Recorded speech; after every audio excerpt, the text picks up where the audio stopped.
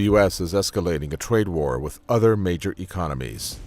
The administration of U.S. President Donald Trump unveiled plans on Friday for 25% tariffs on $50 billion of Chinese imports. The announcement comes despite months of trade talks between America and China. The two sides announced a truce in May, but it soon fell apart. U.S. penalties are in line with Trump's America First campaign promises.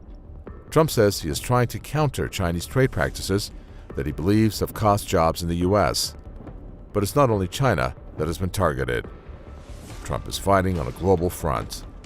Earlier this month, his administration caused international uproar by imposing tariffs on steel and aluminum imports from the EU, Canada, and Mexico.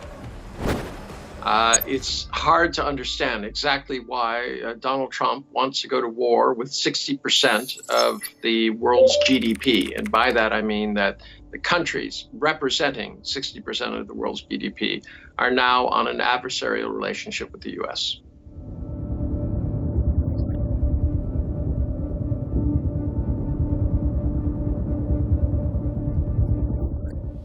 The U.S. is very much feeling the heat from the trade war it is so vigorously waging. Immediately after the announcement of penalties against Chinese goods on Friday, Beijing announced tit-for-tat measures. China's State Council unveiled retaliatory tariffs of the same rate on many U.S. goods. China has become the latest U.S. trade partner to impose retaliatory measures against it.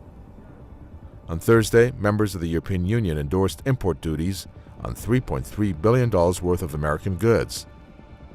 That was a unified response to Washington's tariffs on steel and aluminum. Similar measures have also been announced by Mexico and Canada. When you have the top trading partners, which is Canada, Mexico, US, and EU, all saying that they will not abide by this kind of gun-to-your-head diplomacy, this is a grave danger to the U.S., threatens U.S. consumers and the U.S. economy.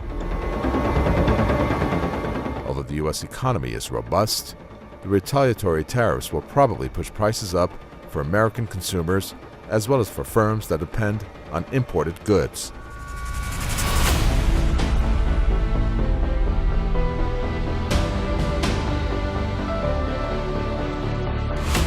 The U.S. had for decades portrayed itself as a champion of free trade. But in what direction is it headed to now?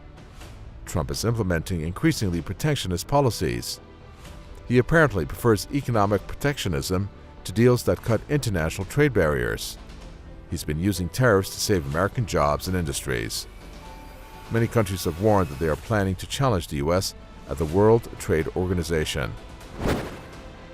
The world is responding and it's changing. Not only are America's greatest allies, but also those that it holds in some sort of adversarial relationship, both Russia and China, turning against it. This deal will terminate NAFTA. Trump may even be willing to defy WTO rulings. He has proved over the past year that he can scrap international agreements in no time. In terms of the WTO, it's quite possible that the U.S. will, if not actually withdraw, decide that it is not a relevant agency. And in that case, there are two scenarios. One, the rest of the world caves to the U.S., or two, the rest of the world decides that it will go on without the U.S. Donald Trump is now known as the #1 enemy of the current economic world order. Observers believe his presidency will give birth to a new era in international trade relations.